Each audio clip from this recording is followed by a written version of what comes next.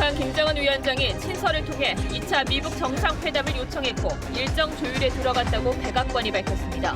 볼턴 국가안보보좌관도 올해 회담 개최가 가능하다고 말했습니다. 메르스 추가 확진자는 발생하지 않았으나 항공기를 함께 탄 외국인 30여 명의 소재는 아직도 파악하지 못했습니다. 제3국을 통해 들어온 쿠웨이트 방문자는 검역을 받지 않는 등 방역체계 허점이 또 드러났습니다. 경북 청도의 온천에서 화재가 발생해 수십 명이 긴급 대피하고 60여 명이 연기를 흡입해 병원에서 치료를 받았습니다. 비상 통로에는 칸막이가 쳐져 있고 자물쇠까지 채워졌습니다. 비상계단은 자물쇠로 잠겨 있었고 화재 경보기도 울리지 않았습니다. 전직 대법원 재판연구관이 무단 반출한 대법원 자료와 하드디스크를 파기해 증거인멸 논란이 일고 있습니다. 윤석열 지검장은 엄중 책임을 묻겠다는 입장이고 김명수 대법원장은 수사 방해 의도는 전혀 없다고 선을 그었습니다. 서울의 한 대학 성악과 선후배 12명이 고의로 체중을 늘려 병역을 회피한 것으로 드러났습니다. 이들은 단백질 보충제를 먹어 6개월 만에 30kg을 불리는 등의 방법을 SNS로 공유했습니다.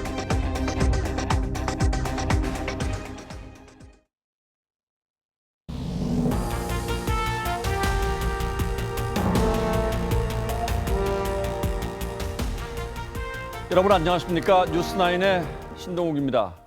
다음 주 평양에서 열리는 남북 정상회담은 앞으로 남북 관계의 방향을 가를 매우 중요한 분수령이 될 가능성이 높습니다. 청와대도 이런 점을 잘 알고 있기 때문에 정치권의 동행을 거듭 요청하고 있고 오늘은 판문점 선언 비준 동의안을 국회에 제출했습니다. 여기에는 판문점 선언을 이행하기 위한 대략의 계산서도 첨부했는데 일단 내년에만 2,986억 원을 추가로 편성했습니다. 이미 잡혀있는 예산을 더하면 4,700억 원을 내년에 쓰겠다는 겁니다. 이 돈의 대부분은 철도, 도로, 산림 복구 예산으로 잡혔습니다. 먼저 백대우 기자가 보도합니다. 통일부 관계자가 퇴근 시간 무렵인 오후 6시 판문점 선언 비준 동의안을 국회 의안과에 접수했습니다. 비준안 비용 추계 내역에 따르면 철도, 도로, 산림 협력 비용 등 총 2,986억 원을 추가 편성했습니다. 이른바 판문점 선언 이행 예산은 당초 계획한 1,726억 원에 이번 추가 편성액을 더해 총 4,712억 원으로 늘어납니다. 정부 관계자는 전체 예산의 87% 정도가 철도, 도로, 산림 복구 명목으로 쓰일 예정이라고 전했습니다.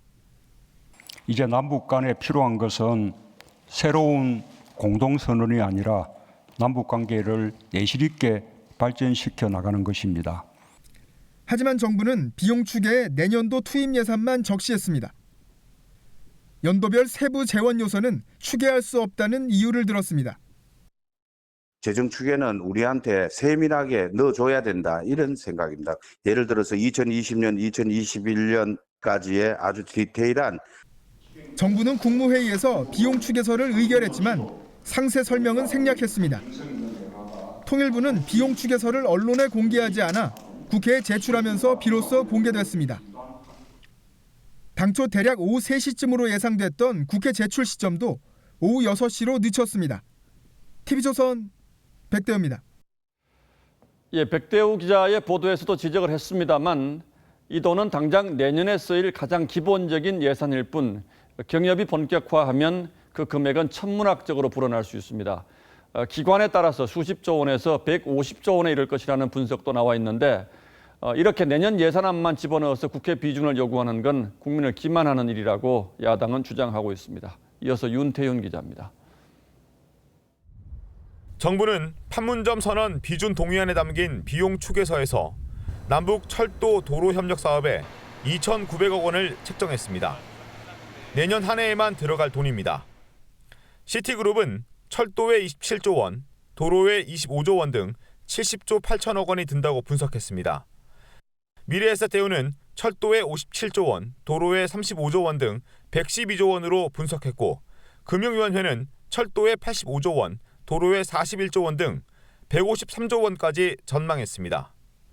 2007년 14 선언에서 합의했던 그 경협 프로젝트들을 실시하라는 얘기인데 2천 얼마가 든다고 얘기하면 그거는 그건 얘기가 안 되죠. 야당은 수십조로 불어날 경제협력 예산을 감추려 1년 예산만 넣은 것 아니냐고 반발했습니다. 민간에서는 수십조, 수백조 이야기를 하는데 이대로 국회를 통과할 경우 대북 사업에 대한 백지 보증 수표를 주는 셈이라 큰 부작용이 우려될 수밖에 없습니다. 바른미래당 김관영 원내대표도 5년 내지 10년 이상의 장기 프로젝트의 예산을 1년치만 공개하는 것은 대단히 부정확하고 잘못된 오해를 불러일으킬 가능성이 있다고 지적했습니다. TV조선 윤태윤입니다. 판문점 선언 국회 비준 동의안을 제출하는 한편 청와대는 다음 주 평양 정상회담에 정치권이 동행해 줄 것을 거듭 촉구하고 있습니다. 하지만 국회의장단과 일부 야권의 반응은 여전히 썩 호의적이지 않습니다. 청와대 정무수석이 국회를 찾아갔지만 문희상 국회의장은 만나주지 않았고 손학규 바른미래당 대표로부터는 핀잔을 듣고 돌아갔습니다. 윤우리 기자가 보도합니다.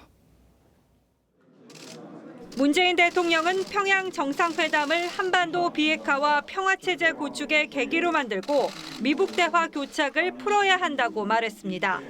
그러면서 평양행을 거부한 국회의장단과 야당에 당리당략을 거두라고 말했습니다. 국내에서도 초당적인 뒷받침이 필요합니다. 이처럼 중차대한 민족사적 대의 앞에서 제발 당리당략을 거두어 주시기 바랍니다.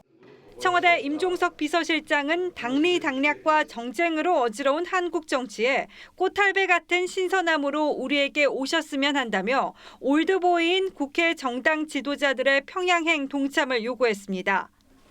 야당은 청와대가 협치를 말하면서 당리당략이라는 정쟁의 언어를 쓴다며 반발했습니다. 한병도 청와대 정무수석이 국회를 찾았지만 손학규, 이해찬, 정동영 대표를 만나는 데 그쳤습니다. 손 대표님께서는 어제 이미 언론에 말씀하셨듯이 이번에 참석하기 어렵다고 말씀하셨습니다. 문희상 국회의장은 한 수석을 만나지 않았습니다. 대신 정세균 전 의장을 평양 남북 정상회담에 특사로 파견하는 방안을 제시했습니다.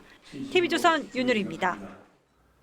폼페이오 미 국무장관의 방북 무산 이후에 싸늘해진 미북 관계를 다시 되돌리기 위해서 북한이 정상회담 카드를 들고 나왔습니다. 김정은 위원장이 트럼프 대통령에게 편지를 보내서 다시 만나자는 요청을 했다는 겁니다. 이미 일정 조율에도 나선 것으로 알려졌고 연내 2차 미북 정상회담이 열릴 거란 전망도 그래서 나오고 있습니다. 유지현 기자입니다. 김정은 위원장이 트럼프 대통령에게 보낸 네 번째 친서에서 2차 미북 정상회담 개최를 요청했다고 백악관이 밝혔습니다. The primary purpose of the letter was to request and look to schedule another meeting with the president, which we are open to and are already in the process of coordinating that. 미국이 이미 2차 정상회담 개최 논의에 돌입했음을 확인한 겁니다. 샌더스 대변인은 김정은 친서가 매우 따뜻하고 긍정적이며 비핵화에 초점을 맞추겠다는 의지를 보여줬다고 강조했습니다. 김 위원장이 친서에서 비핵화 조치와 관련해 미국이 받아들일 만한 제안을 했을 가능성을 시사하는 대목입니다. 특히 대폭 축소된 북한 열병식에 대해 처음으로 핵무기를 강조하지 않았다며 신뢰의 표시라고 의미를 부여했습니다. 볼턴 안보보좌관도 2차 정상회담이 연내에 가능하다는 의견을 밝혔습니다. Now, the possibility of another meeting between the two presidents obviously exists. 2차 미북 정상회담이 연내 워싱턴인지 제3국인지 시기와 장소를 놓고 추측이 무성한 가운데 폼페이오 장관의 4차 방북이 재추진될 가능성이 제기되면서 2차 미북 정상회담 성사의 가늠자가 될 것이란 관측이 나옵니다. TV조선 유지현입니다. 하지만 이런 분위기와는 달리 북한이 미북 정상회담 이후에도 핵 활동을 계속해 왔으며 올해 5개에서 8개가량의 핵무기를 만들었을 것이라고 미국 언론이 보도했습니다. 이 소식을 보도한 미 NBC 방송은 북한에 대해서 트럼프 대통령의 훈훈한 칭찬 트윗은 잊으라며 대북 강경론이 커지고 있는 미국 내 분위기를 전했습니다. 고서정 기자가 보도합니다. 북한이 올해 5개에서 8개의 새로운 핵무기를 생산했을 수 있다. 미국 MBC 방송은 현지 시간 10일 고위관리 3명을 인용해 이같이 보도했습니다. 이 방송은 트럼프 대통령의 훈훈한 칭찬 트윗은 잊으라며 북한 핵 활동에 대한 증거들로 트럼프 행정부가 북한에 대해 더 강경한 노선을 취하고 있다고 전했습니다. 구체적인 사례도 들었습니다. 북한이 6월 정상회담 이후 석 달간 최소 한 곳의 핵탄두 보관시설에서 입구를 가리기 위해 구조물을 지어왔으며 북한 노동자들이 핵탄두들을 옮기는 것을 미국 측이 관찰해 왔다는 겁니다. 이와 관련해 랜드 연구소 브루스 베넷 선임 연구원은 북한이 핵 프로그램을 동결하지 않았고 비핵화하지도 않았다면서 5개에서 9개의 새로운 핵무기를 만들었을 것으로 보인다고 주장했습니다. 또 국제원자력기구 IAEA도 오늘 이사회에서 북한의 추가 핵 개발이 계속돼 심각한 우려를 초래하고 있다고 강조했습니다. 미국 국무부는 이에 대해 김 위원장의 비핵화 약속을 믿지만 약속을 지키지 않으면 즉각 대응하겠다고 경고했다고 미 VOA가 보도했습니다. TV조선 고서정입니다. 예, 지금부터는 메르스 관련 소식 전하겠습니다. 아직 추가 메르스 확진자는 나오지 않고 있습니다만 확진자와 함께 비행기를 타고 왔던 외국인 탑승객 30여 명은 여전히 행방이 오리무중입니다. 환자가 이용했던 택시에 탄 승객도 다 파악하지 못해서 안심하긴 아직 이런 상황이죠. 보도에 최수용 기자입니다. 메르스 확진자 발생 나흘째. 보건당국은 아직 확진 환자 A씨와 같은 비행기를 타고 입국한 외국인 115명 중 30명의 소재를 파악하지 못하고 있습니다. 저희가 법무부의 출입국 사무소로 이 미확인자에 대해서는 정보를 줘서 그쪽에서 가지고 있는 정보를 업데이트를 확진자가 이용한 리무진 택시를 타고 카드로 결제한 24건 가운데 22건은 모두 25명이 탔던 것으로 확인했지만 2건은 누군지 찾지 못하고 있습니다. 질병관리본부는 메르스 확진 환자를 이곳 병원에 태우고 온 택시를 이용한 승객 25명 가운데 발열 등 의심 증세를 보인 사람은 없다고 밝혔습니다. 기침, 가래 등의 증세로 의심 환자로 분류된 사람은 10명으로 4명이 늘어났습니다. 하지만 8명은 검사 결과 음성으로 나왔고 2명은 검사 결과를 기다리고 있습니다.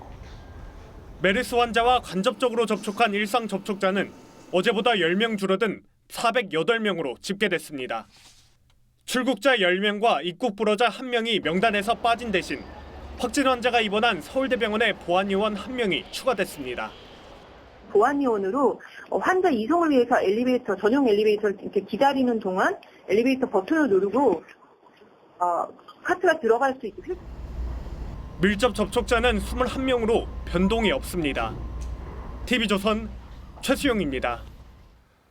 보건당국이 별도의 격리시설을 마련해 놓고도 확진 환자를 기내에서 서비스했던 승무원들을 호텔에서 묵게 한 사실도 드러났습니다. 국내 거주지가 없는 외국인이어서 호텔이 사실상의 격리 장소였다는 해명을 하고는 있습니다만 3년 전 메르스 사태 때 큰 실수를 하고도 보건당국의 초기 대응은 여전히 달라지지 않았다는 비판이 나오고 있습니다. 이어서 장윤정 기자가 당국의 초기 대응 문제를 지적하겠습니다. 인천공항 근처의 한 특급 호텔. 메르스 확진 판정을 받은 A씨에게 기내에서 음식을 제공하는 등 밀접 접촉한 승무원 4명은 별도의 격리시설이 아닌 이곳 호텔에서 30시간 넘게 머물렀습니다. 다중이용 시설에 사실상 방치한 건데 세르비아인 승무원 1명은 호텔을 벗어나기도 했습니다. 해제 조치가 됐어가지고 잠깐 공항을 갔다가 다시 와가지고 이제 객실로 들어가는 그 상태. 메르스 대응 지침에는 공항 검역소와 인천시 인재개발원을 격리시설로 지정해놓고 있습니다. 그런데도 질병관리본부와 인천시는 딴소리입니다. 이 사람들은 국내 거소가 없는 사람들로서 호텔이 자기 바로 거소였습니다. 그 상태에서 저희가 갑자기 격리 명령을 내렸기 때문에 보건당국은 해당 승무원들을 지난 9일 밤 인천공항 검역소 격리시설로 옮겼지만 묵었던 호텔방은 소독도 하지 않은 채 그대로 두고 있습니다. 그런가 하면 확진자가 공항에서 택시를 탈 때 접촉했던 공항 직원이 1명 더 있다는 사실이 뒤늦게 파악됐습니다. 또 확진자를 서울대병원으로 이송할 때 환자실이 밀폐된 음압구급차가 아닌 일반 구급차를 이용한 것도 논란이 되고 있습니다. TV조선 장윤정입니다. 검역 체계 허점은 또 있었습니다. 지난 나흘 동안 쿠웨이트 방문자 99명이 우리나라에 들어왔는데 이 가운데 비중동 국가를 경유한 3명은 건강 상태 질문서조차 작성하지 않고 그냥 입국한 것으로 드러났습니다. 검역 당국은 이들의 소재 파악도 아직 못하고 있습니다. 신준명 기자입니다. 어제 오후 1시쯤 터키발 터키항공 TK088편으로 인도인 남성 A씨가 인천공항에 입국했습니다. A씨는 쿠웨이트를 여행한 직후였습니다. 하지만 중동 여행객 특별검역이나 건강상태 질문서를 작성하는 일반 검역조차 받지 않았습니다. 모든 여행객이 받는 열화상 카메라를 통과한 게 전부. 검역당국은 A씨의 소재 파악도 하지 않고 있습니다. 여행객 오신 분이라서 우리가 알 수가 없었습니다. 현재 위치가 좀 파악이 됐나요? 파악을 할 그게 있나요? 메르스 확진자가 입국한 지난 7일부터 어제까지 나흘 동안 쿠웨이트 방문자 99명이 입국했습니다. 이 가운데 터키와 태국을 경유해 들어온 3명이 검역을 받지 않은 것으로 드러났습니다. 중동국 방문객이 주로 이용하는 아랍에미리트와 카타르 공항 출발 항공편에만 특별 검역이 이루어지기 때문입니다. 중동 방문 제3국 경유자는 자진 신고를 제대로 해주길 기대하는 수밖에 없습니다. 입국 시 작성하는 건강상태 질문서입니다. 주소지를 엉터리로 적어넣거나 중동국 방문 사실을 밝히지 않아도 검역당국은 확인할 수가 없습니다. 3년 전 메르스 항목을 생각하면 더 촘촘하고 엄격한 검역이 필요하다는 지적이 나옵니다. TV조선 신준명입니다. 네, 오늘 경북 청도의 5층짜리 온천 건물에서 불이 났습니다. 온천에 있던 사람들은 옷까지도 제대로 챙기지 못한 채 긴급 대피했습니다. 60여 명이 연기를 마셨지만 다행히 큰 인명피해는 없었습니다. 차정승 기자입니다. 온천 건물에서 검은 연기가 새어나옵니다. 비탈진 5층 옥상 지붕에서 사람들이 애타게 구조를 기다립니다. 소방대원이 2층 노천탕으로 사다리를 펼쳐 사람들을 구조합니다. 옷도 챙기지 못한 채 황급히 대피했습니다. 가스가 쫙 올라가도 탕 안에 꽉 차는데 자기는 노천탕을 나왔지. 이 노천탕에서 사다리 타고 이래. 오늘 오전 10시쯤 경북 청도군의 온천 1층에서 불이 났습니다. 2층과 3층 목욕탕과 4층과 5층 객실까지 순식간에 연기가 퍼졌습니다. 온천 건물 안에 있던 104명이 긴급 대피했습니다. 이 가운데 32살 김모 씨 등 62명이 연기를 마셔 병원에서 치료를 받고 있습니다. 온천에는 당시 99살 할머니부터 2살 배기 아기도 있었지만 다행히 중상자는 없었습니다. 그래서 할머니들은 그런 거 푸대로 이렇게 싸갖고 구조하고 그러니까 거의 우리 그 대원들이 직접 1대1로 안고 넘어가는 그런 상황이었습니다. 불은 1층 남자 탈의실을 태운 뒤 40분 만에 꺼졌습니다. 소방당국과 경찰은 정확한 화재 원인을 밝히기 위해 내일 합동 현장 감식을 합니다. 또 소방시설이 제대로 작동했는지와 온천 측의 안전관리 준수 여부도 조사할 계획입니다. TV조선 차정승입니다. 그런데 하마터면 제천 참사와 같은 대형 사고가 될 뻔했습니다. 취재진이 건물에 들어가 보니 비상계단이 자물쇠를 채운 접이식 칸막이로 막혀 있었습니다. 화재 경보기가 작동하지 않았다는 증언도 나오고 있습니다. 계속해서 정민진 기자입니다. 불이 난 온천의 2층 남탕입니다. 비상구 표시를 따라 계단으로 가니 한층도 가지 못하고 길이 막혔습니다. 2층에서 3층으로 가는 비상 통로에는 칸막이가 쳐져 있고 자물쇠까지 채워졌습니다. 누군가 칸막이를 부수고 지나간 흔적만 남았습니다. 온천 측이 남탕과 여탕을 구분한다며 비상계단을 막아놨습니다. 여탕하고 남탕은 당연히 막혀 있지. 근데 그 통로는 하나라면서요. 근데 이게 막혀있으면 됩니까? 소방점검 당시에는 비상계단에 접이식 칸막이가 없었습니다. 지금 당시에는 잠겨 있는 거는 없었죠. 접이 칸막이를 못 봤던 것 같습니다. 온천에 있었던 손님들은 화재 경보기도 울리지 않았다며 분통을 터뜨렸습니다. 대피하라는 방송도 없었고요. 비상벨도 울리지 않았고. 온천 측은 화재 경보기가 울렸다고 주장합니다. 제가 봤을 때는 화재 경보기는 다 울렸을 거를 판단합니다. 하는데 그것도 이제 점검하면 나오겠죠. 이 온천은 지난 2월 소방점검에서 화재 경보기와 화재 감지기 작동 불량으로 시정 조치를 받았습니다. TV조선 정민진입니다. 오늘 새벽 부산 거가대교에서 술에 취한 50대 남성이 25톤 트레일러를 몰고 난동을 부려 경찰과 대치했습니다. 결국 실탄 3발을 쏘고 특공대까지 투입하고서야 이 난동이 끝났습니다. 이성진 기자입니다. 거가대교 해저 터널입니다. 25톤 트레일러가 경찰차를 들이받습니다. 경찰이 말려도 트레일러로 밀고 나갑니다. 내려와 이야기가 될 거다요. 오늘 새벽 0시쯤 부산 거가대교에서 57살 김모 씨가 트레일러를 몰고 난동을 부렸습니다. 경찰은 2차 사고를 막기 위해 앞바퀴에 실탄 3발을 쐈습니다. 진맥터널 초입부터 약 300m가량 벽면, 우측 벽면을 벽면과 그 용의 차량 사이에 순찰차를 끼고 밀고 계속 앞으로 도주하여 운전자 김 씨는 바다에 투신하겠다며 위협했습니다. 결국 경찰 특공대가 차 유리를 깨고 난동 5시간 만에 김 씨를 제압했습니다. 김 씨의 난동으로 거가대교 거제 방면 해상도로가 6시간 반 동안 완전히 통제됐습니다. 경찰 조사 결과 김 씨의 혈중 알코올 농도는 면허 취소 수준인 0.12%였습니다. 김 씨는 지 입으로 일을 하면서 억울한 일을 당했다고 진술했습니다. 회사만 배불리고 자기는 이득이 작은 그런 가벌 관계에 대한 문제만 지금 이야기하고 있고. 경찰은 김 씨에 대해 구속영장을 신청했습니다. TV조선 이성진입니다. 서울에 있는 한 대학의 성악과 선후배 12명이 체중을 급격하게 불리는 방법으로 현역 입대를 회피한 것으로 드러났습니다. 그런데 이 수법은 성악 전공자들 사이에서 익히 쓰이는 것으로 알려져 병무당국이 수사를 확대하고 있습니다. 김동현 기자가 보도합니다. 22살 김모 씨 등 서울소재대학 성악과 출신 12명이 일시적으로 몸무게를 불려 신체 검사에서 4등급 판정을 받고 현역 입대를 피한 것으로 드러났습니다. 근육 강화제로도 쓰이는 단백질 보충제를 섭취하며 6개월 동안 최대 30kg까지 몸무게를 늘렸습니다. 이들은 알로에 음료에 있는 성분이 수분 배출을 방해한다는 점을 악용해 신체 검사 당일 마시고 약 2kg 정도 몸무게를 늘렸습니다. 이들은 모두 같은 대학 선후배들입니다.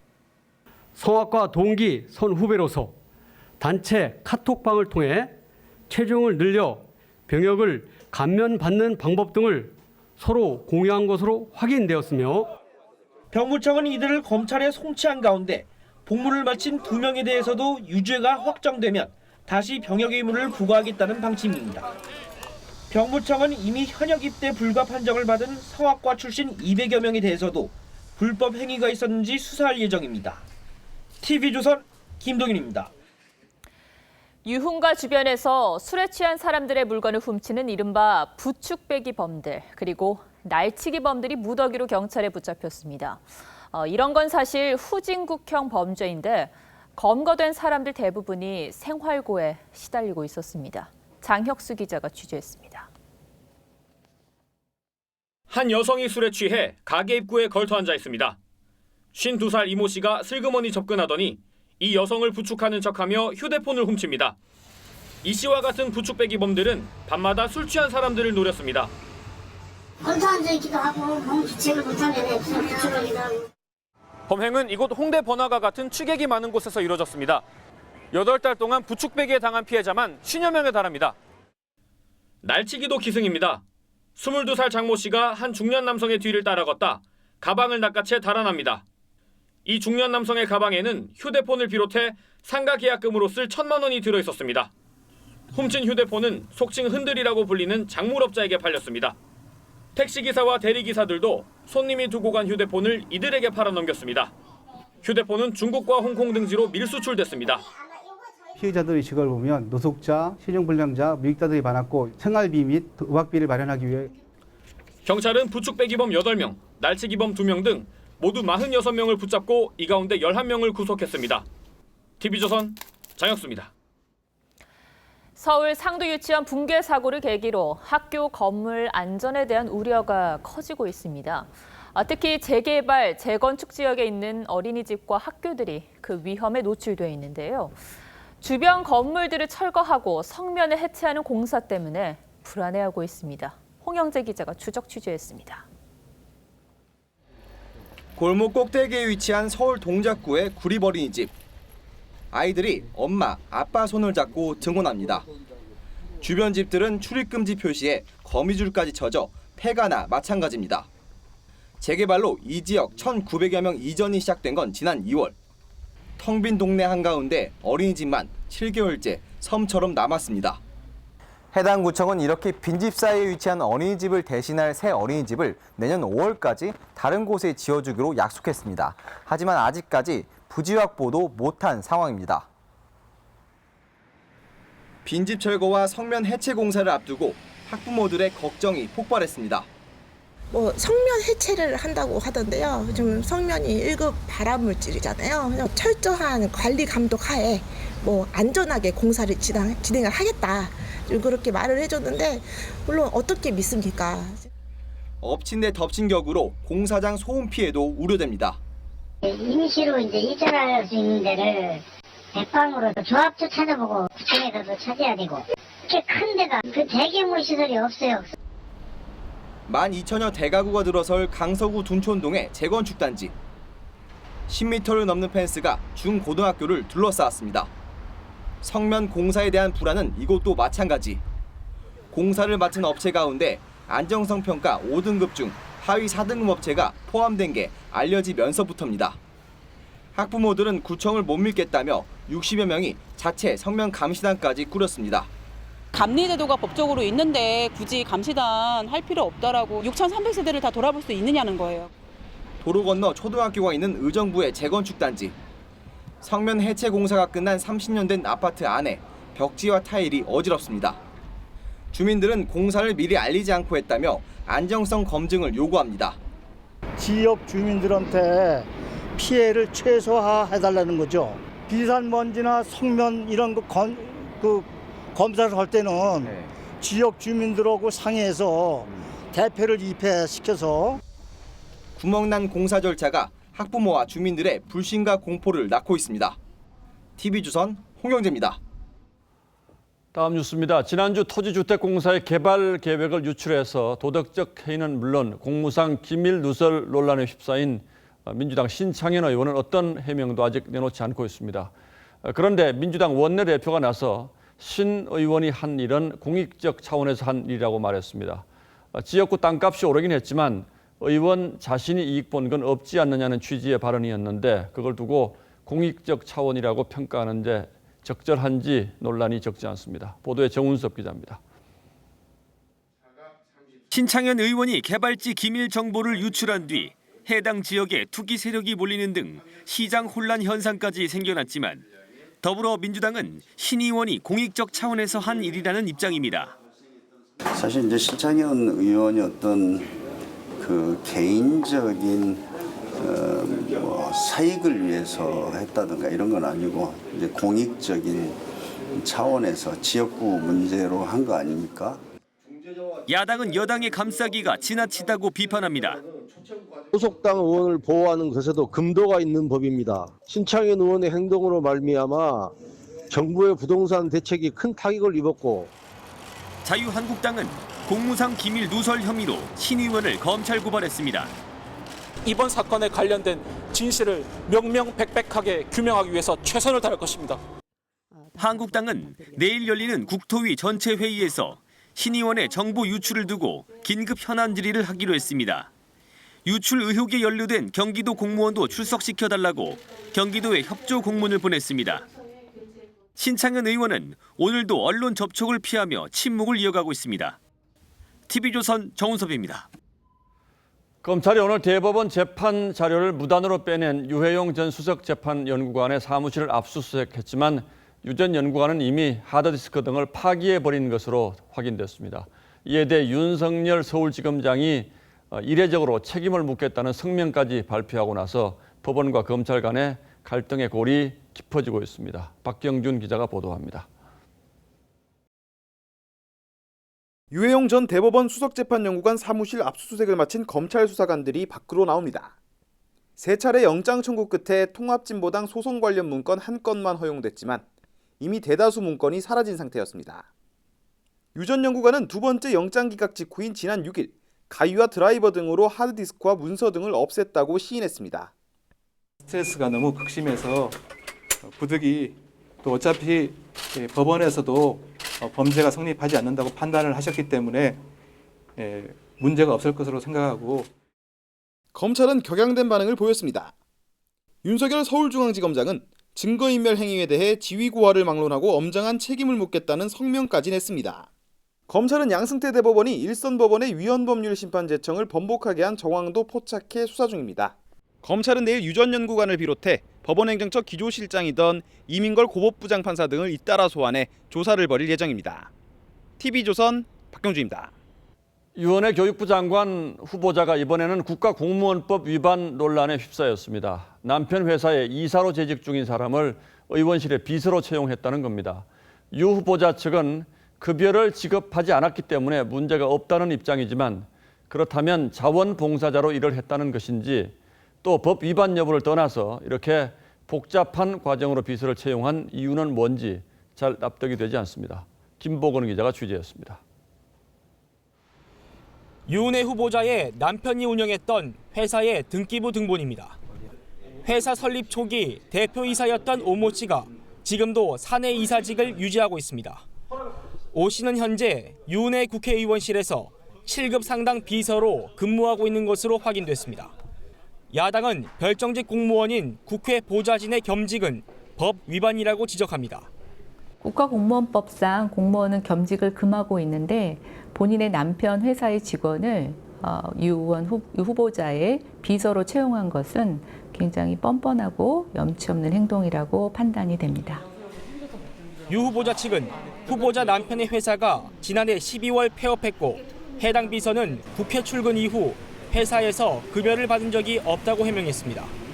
국회 와서 돈을 받은 적이 없어요. 거기서 이중급여 수령을 한 적이 없어요. 조직 여부는 급여를 영리 행위를 그쪽에서 한 적이 없기 때문에. 오 씨가 유 후보자의 후원의 대표자까지 맡고 있다는 지적에 후보자 측은 오 씨는 회계 책임자라고 해명했습니다. TV조선 김보건입니다. 그런가 하면 오늘 국회 인사청문회에서는 이현애 헌법재판관 후보자의 자전 위장 전입과 세금 탈루 의혹 등이 특히 문제가 됐습니다. 이틀 동안 청문회를 거쳤던 헌법재판관 후보자 4명 가운데 3명이 불법 또는 편법 의혹을 받고 있는 건데 최고법관이 되겠다는 분들의 법의식을 다시 되돌아보게 만듭니다. 오늘의 포커스입니다. 죄송합니다. 송구합니다. 저 죄송합니다. 이은혜 헌법재판관 후보자가 인사청문회에서 연신 고개를 숙인 이유. 위장전입 8회. 주민등록법이 왜 필요합니까? 수차례 위장 전입. 이 후보자는 모두 어머니가 한 일이라고 설명했습니다. 다만 결혼 초 개인 가정사 때문이라며 투기나 자녀 학군 등 사익을 위한 건 아니라고 해명했습니다. 어머니 하시는 일이라 세세히 살피지 못하고 그대로 두었던 저의 불찰입니다. 죄송하게 생각합니다. 어제 비슷한 해명을 내놨던 후보자가 있죠. 저의 처가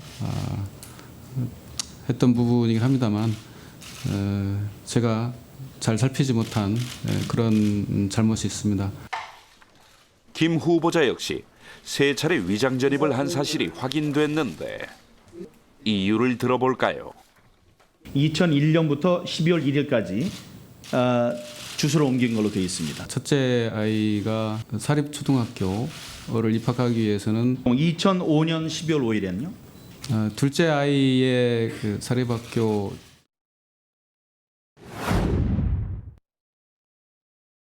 이은혜 후보자가 과거 아파트를 샀을 때 작성했던 계약서입니다. 4억 6천여만 원이라고 적혀 있습니다. 하지만 법무사가 작성한 계약서에는 이보다 3억 원 가까이 적은 1억 8천여만 원이라고 기재되어 있습니다. 제가 도장을 찍을 때는 대금 기재가 안 된 상태로 사실 도장을 찍었습니다. 어떻게 생각하세요? 이석태 헌법재판관 후보자도 아파트 다운 계약 사실을 인정했습니다. 아파트 다운 계약서를 한 것이 잘못이다 하고 인정하셨죠? 그렇습니다.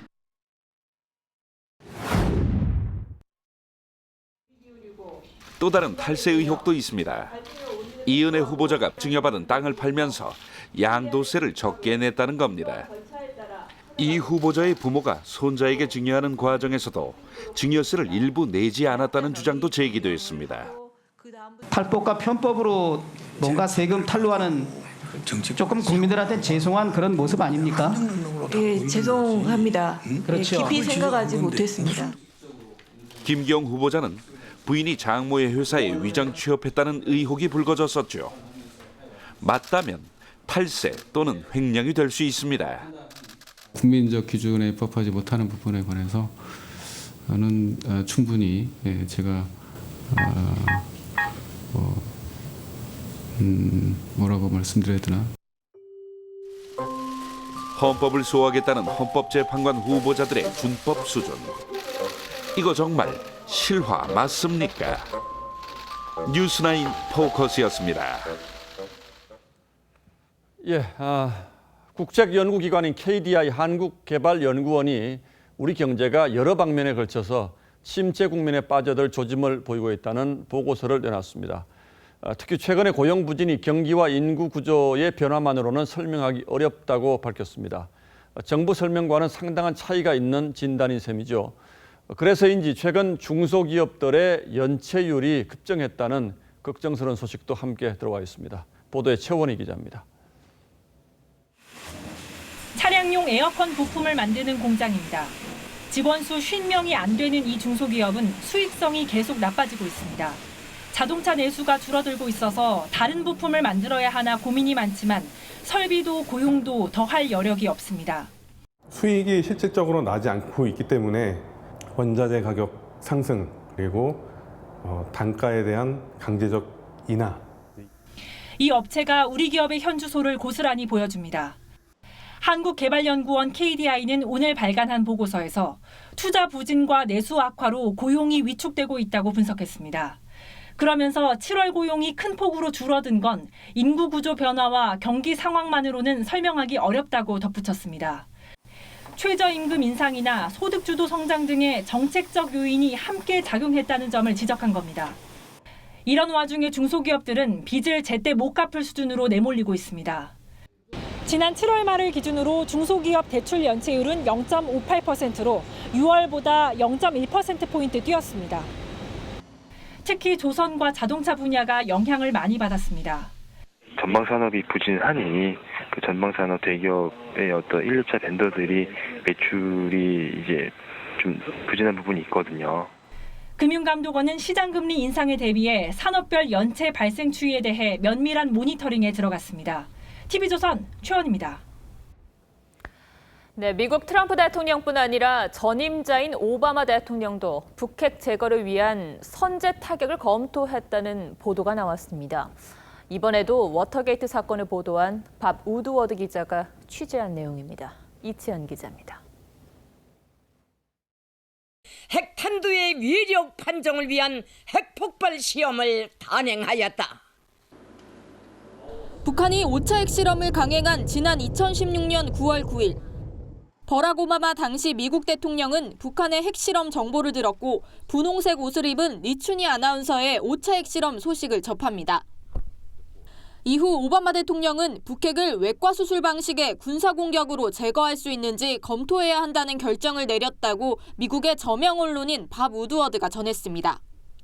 오바마 대통령은 또 핵미사일 프로그램 제거를 위한 사이버 공격 등 예방적 대북 군사 공격에 착수할 수 있는지도 NSC 참모진들에게 물었습니다.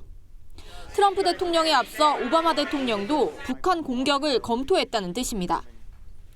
우드워드는 또 트럼프 대통령이 지난해 봄 사드 비용을 미국이 지불한다는 사실을 듣고 성주 지도를 가리키며 쓰레기 같은 땅 형편없는 거래라며 사드를 철수시키고 포틀랜드에 배치하라고 지시했다고 주장했습니다. TV조선 이채연입니다. 일본 우익 인사가 대만에서 위안부 동상을 향해 발을 뻗는, 그러니까 발길질하는 듯한 영상이 퍼지면서 대만인들이 격분하고 있습니다. 반일 시위까지 벌어지고 있는데 이 남성은 스트레칭을 한 것뿐이라는 황당한 변명을 해 논란에 기름을 부었습니다. 이태영 기자입니다. 현지 시간 지난 7일 대만 타이난시. 한 남자가 소녀상을 향해 주먹을 내밀더니 발을 쭉 뻗습니다. 이 남성은 일본에 있는 위안부 진상 국민운동 조직 대표인 후지이 미스이코. 후지이는 위안부 강제 동원을 부정하며 세계 각국의 위안부 기림을 방해하는 우익 인사입니다. 대만 최초의 소녀상에 발을 뻗는 영상이 공개되자 대만인들은 격분했습니다. 수백 명이 일본 대사관 격인 교류협회 사무소에 계란과 페인트를 뿌리는 등 반일 시위가 벌어졌습니다.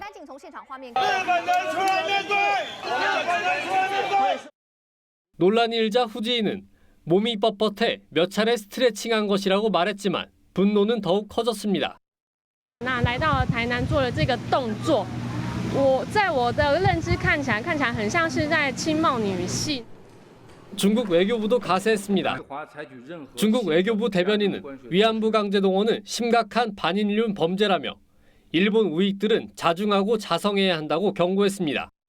TV조선 이태영입니다. 말 한마디만 하면 알아서 해주는 AI, 인공지능 스피커는 이미 국내 업체들이 너도나도 제품을 선보이면서 치열하게 경쟁을 벌이고 있는데요. 자, 여기에 구글까지 새롭게 가세했습니다. 정준영 기자입니다. TV에서 동영상 틀어줘. 한마디 말로 TV를 켭니다. 공기청정기와 의료관리기도 마찬가지입니다. 블라인드를 내리거나 조명을 조절하고 싶을 때도 손을 쓸 필요가 없습니다. 번역 기능도 있어서 외국어 공부에도 활용할 수 있습니다. 영어로 만나서 반갑습니다가 뭐야? Nice to meet you. 구글이 국내 AI 스피커 시장에 진출했습니다. 한국은 구글에게 있어서 매우 중요한 시장이고요. 이제 열리고 있고 시작되는 시장이라고 생각을 합니다. AI 스피커가 처음 나온 건 2016년. SK텔레콤을 시작으로 KT와 LG U+, 뒤이어 네이버와 카카오가 시장에 뛰어들었습니다. 그만큼 서비스도 다양해졌습니다. 호텔 이용이 편리해지고 전체 실내 온도계 온도는 25도로 설정되었습니다. 편의점 업무도 도와줍니다. 배송 차량 도착 시간 알려줘. 현재 상온 배송 차량이 세계 점포선에 있으며 2016년 출시 당시 만 대였던 AI 스피커 시장은 올해 말까지 300만 대 규모로 커질 전망입니다. 여기에 삼성전자도 출시를 예고하고 있어서 AI 스피커 경쟁은 더 치열해지게 됐습니다. TV조선 정준영입니다. 최근 문화계에 오역 시비가 잇따랐습니다. 이를 계기로 좋은 번역은 무엇인가를 두고 논쟁이 한창인데요. 원문에 충실해야 한다는 목소리와 번역은 재창조라는 주장이 맞서고 있습니다. 여러분 생각은 어떻습니까? 박소영 기자입니다. 영화계 오역 논란을 촉발한 건 어벤져스 3였습니다. 몇몇 대사들이 맥락과 상관없이 번역됐다는 주장이 제기됐습니다. 일부 관객이 특정 번역가 퇴출을 촉구하자 미션 임파서블, 앤트맨과 와스프 같은 대작의 배급사들은 엔딩 크레딧에서 번역가 이름을 뺐고 뿔난 관객은 번역가 실명제를 요구하는 청와대 청원까지 올렸습니다. 문학계에도 한강의 채식주의자, 흰의 영역오류 비판이 잇따랐습니다. 달떡을 초승달떡으로, 갓난아기를 3인칭 복수형으로 표기한 것 등이 문제가 됐습니다. 번역에 대한 관심이 커지면서 서점가에도 번역을 소재로 한 신간이 쏟아져 나왔습니다. 번역은 재창조라는 주장과 자의적인 원문 해석은 금물이라는 반론이 맞서 있습니다. 구체적인 오류에 대해서 발견해내는 것에는 좋지만 왜곡된 표현이 아닌 한에서 문화적인 거로나 그 문학적인 표현으로 번역료가 400쪽짜리 책 한 권에 300만 원, 영화 한 편에 200만 원에 불과해 번역의 질을 낮춘다는 지적도 나옵니다. 전문가들은 체계적인 번역 가양성과 번역료 현실화, 한국어 관용사전 발간이 해법이 될 것이라고 말합니다. TV조선 박소영입니다. 우리 축구대표팀의 간판 손흥민이 한국 선수로는 처음으로 몸값 1억 유로 시대를 열었습니다. 우리 돈으로 1,340억 원입니다. 아시안게임 금메달로 병역 특례 혜택이 주어지면서 가치가 치솟고 있습니다. 박상준 기자입니다.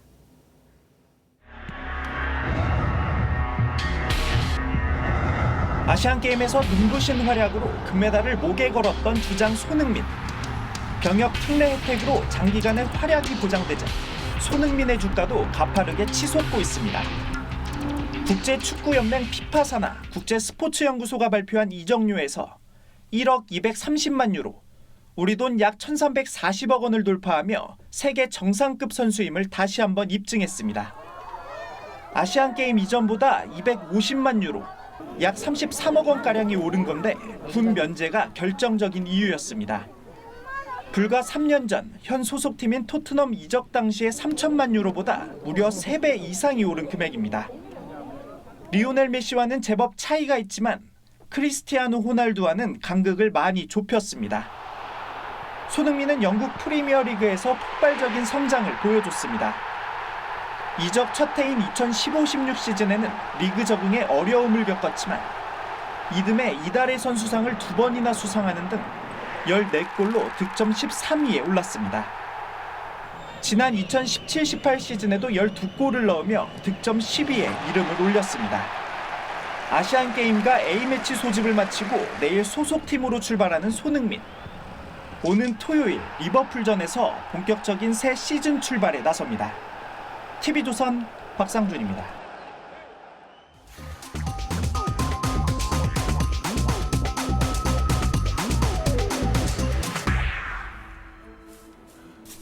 예, 저도 참 좋아하는 장면입니다만 영화 좀 보신다는 분들에게는 아주 유명한 장면이죠. 중국 영화 와호 장룡의 대나무숲 결투 장면입니다. 무협 영화도 예술일 수 있다는 사실을 세계에 알린 명장면입니다만 이보다 앞서 무협 소설을 중국의 대표적인 대중문학으로 확립한 사람이 진융, 우리에게는 김용이라는 이름으로 잘 알려진 작가입니다. 지금 중장년치고 김용의 무협 소설 한두 권 읽지 않고 자란 사람은 아마 드물겠죠. 그는 홍콩의 일간지 밍바오를 창간해 주필로 일하면서 영웅문을 비롯한 무협 소설 15편을 썼습니다. 그런 진융을 각별히 존경하는 사람이 세계적 전자상거래 기업 알리바바의 마윈 회장입니다. He's like a Shakespeare. It gives me imagination. 예, 마윈은 이 진융의 소설을 늘 곁에 두고 읽으면서 머리를 청소한다고 했습니다. 그는 키 162cm에 몸무게 45kg, 별명이 ET입니다. You know, not good looking, no strong background, no money. 하지만 영어 교사였던 그는 우리 돈 8천만 원으로 창업한 지 19년 만에 알리바바를 시가총액 480조 원의 거대 기업으로 키웠습니다. 그 미천이 무협 소설 작가 진융의 상상력과 영화 주인공 포레스트 검프에게 배운 우직한 뚝심이라고 늘 말해왔습니다. 그런 마윈이 어제 54살 생일에 퇴진 계획을 밝혔습니다. 승계 준비를 착실히 한 뒤에 내년 생일이자 창업 20주년 기념일에 물러나서 교육 현장으로 돌아가겠다고 했습니다. 그리고는 재단을 세워 낙후한 중국의 시골 교육 환경을 개선하겠다는 것이 그의 다음 꿈입니다. 그의 조기 퇴진이 중국 정부의 밑보인 탓이라는 관측도 있습니다만 그는 이미 오래전부터 54살에 은퇴해서 자선 사업에만 몰두해온 빌 게이츠가 간 길을 따르겠다고 말해왔습니다. 어느 누구도 영원히 회장을 맡을 수는 없다며 핏줄이 아닌 전문 경영인에게 회장직을 물려준다고도 늘 말해왔습니다. 이제 마윈 회장은 생애 정점에서 그 약속을 지켰습니다. 돈이든 권력이든 명예든 아름다운 퇴진을 보는 게 갈수록 어려워지는 세태여서 마윈의 인생 이막이 더욱 기대됩니다. 9월 11일 앵커의 시선은 작은 거인 마윈의 퇴진이었습니다.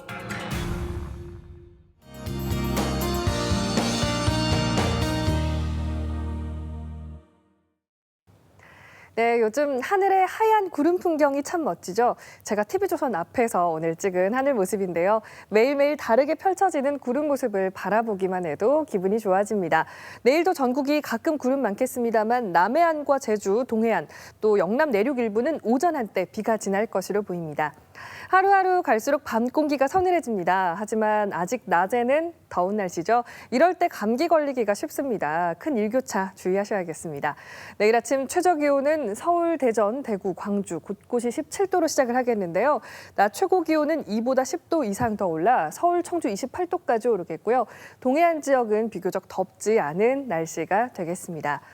금요일과 토요일 사이에 가을비가 지나겠습니다. 이후에는 기온이 1, 2도 선 정도 내려갈 것으로 전망됩니다. 날씨였습니다.